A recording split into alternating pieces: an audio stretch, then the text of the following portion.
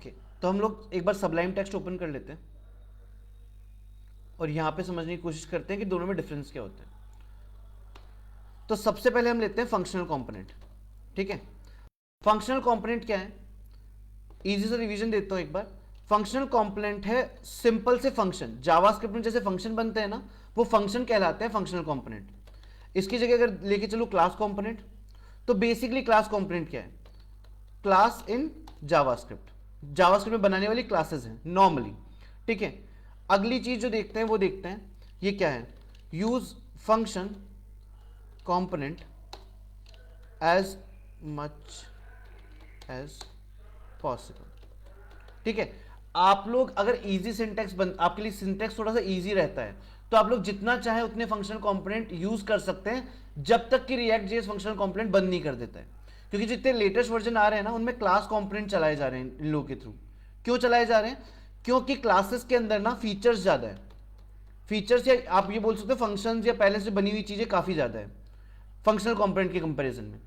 दूसरा, यहां पे एक चीज है दिस कीवर्ड, आगे जाके आपको समझ में आएगा दिस कीवर्ड करके एक चीज आती है, वो टॉपिक फंक्शनल कंपोनेंट में एब्सेंट होता है, मतलब यहां पे नहीं होता है। जबकि अगर बात करूं क्लास कंपोनेंट में, तो दिस कीवर्ड जो है वो यहां पे प्रेजेंट होता है, एक दिस कीवर्ड करके एक चीज आएगी, आप उसको यूज कर सकते हैं।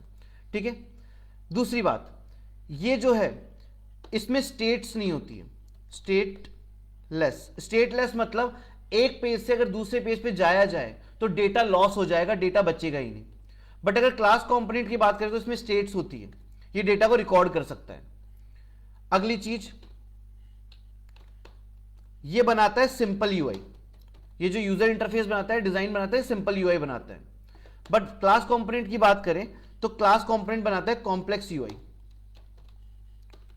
ठीक है, उसके बाद अगर बात करें फंक्शनल कंपोनेंट की, तो इनकी जो प्रेजेंटेशन है, प्रेजेंटेशन मतलब जब कोड लिखोगे तो एक फंक्शन के अंदर दूसरा फंक्शन, दूसरे के अंदर तीसरा, तीसरे के अंदर चौथा, इस तरीके से चलता है।